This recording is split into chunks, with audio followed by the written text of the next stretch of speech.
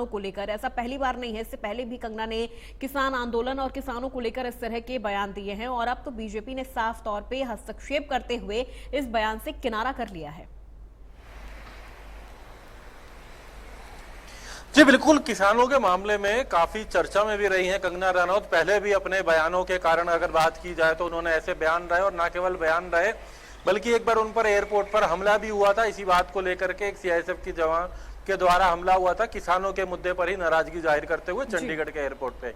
लेकिन इस तरह के मामलों के बाद एक बार फिर एक कंगना रनौत का बयान आता है जिसमें उन्होंने किसानों की तुलना बांग्लादेशियों से की थी। उन्होंने कहा था कि जिस तरीके से बांग्लादेश के अंदर विवाद हुआ है, लोगों ने जो हालात करे हैं, उनका कहना है कि किसानों का मुद्दा केंद्र सरकार ने समय रहते बेहतर संभाला है। केंद्र सरकार ने उस पर कहीं ना कहीं कदम उठाया, और अगर केंद्र सरकार कदम ना उठाती, जो बंगाल में हुआ, जो बांग्लादेश में हुआ, उनका कहना है कि ऐसी परिस्थितियां हिंदुस्तान में भी हो सकती थी। और ये कहीं ना कहीं ये बयान एक बड़ी चुनौती इस वक्त बात करें सरकार के लिए था, सरकार के लिए, खासकर भारतीय जनता पार्टी की अगर हम बात करें, क्योंकि किसानों का ये मुद्दा हरियाणा, पंजाब, उत्तर प्रदेश खासकर एक बड़ा मुद्दा बना हुआ था। और हरियाणा के लिए इसलिए भी कि हरियाणा में अब चुनाव का दौर है, और खासकर किसानों को लेकर के सरकार ने भी कई हालांकि फैसले लिए थे। एमएसपी के मुद्दे, कैसे किसानों के मुद्दों को हल किया जा सके, कैसे उनकी मांगों को पूरा किया जा सके, जो वो मांगे रख रहे हैं उन पर विचार करके उनको सहमत किया जा सके, इसको लेकर के तमाम प्रयास रहे थे। लेकिन ऐसे में कंगना रनौत का ये बयान, जिसमें उसने किसानों को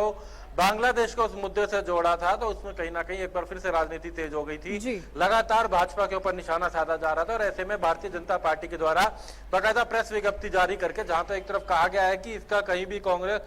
जो जिस तरह निशाना साध रही है कांग्रेस पार्टी, तो ऐसे में बीजेपी इस बयान का कहीं भी समर्थन नहीं करती है। उन्होंने बाकायदा कंगना रनौत को भी लिखा है कि इस तरीके की बयानबाजी ना किया जाए, और ये भी कहा है कि कंगना रनौत किसी भी तरीके के बयानबाजी के लिए अधिकृत नहीं है, यानी कि वो पार्टी के लेवल पे कोई ऐसी बयानबाजी नहीं कर सकती, और निजी बयानबाजी भी ना करें, इसको लेकर के भी निर्देश दिए गए हैं। जी बिल्कुल दीपक, क्योंकि देखा जाए तो एक तरफ विपक्ष ने हरियाणा में किसानों की नाराजगी से जूझ रही जो बीजेपी है, विपक्ष को एक मौका दे दिया गया है कंगना के इस बयान से, क्योंकि एक तरफ तो बीजेपी किसानों की नाराजगी झेल ही रही है, जूझ रही है, किसानों को अपने पाले में करने की लगातार कोशिश कर रही है, लेकिन इसी बीच कंगना का ये बयान बीजेपी की मुसीबत को और अधिक बढ़ा रहा है।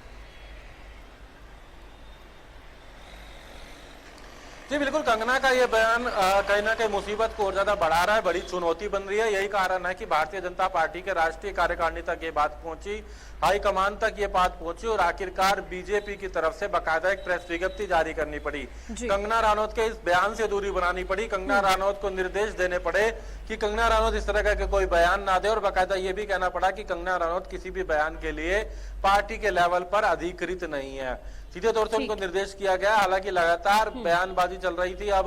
बीजेपी के खिलाफ, खासकर हम बात करें तो हरियाणा में भी, ना कि तमाम राज्यों में बयानबाजी थी, केंद्र स्तर पर भी थी, और हरियाणा की जानकारी के लिए शुक्रिया। लेकिन आप हमारे साथ बने रहिएगा, आगे भी तमाम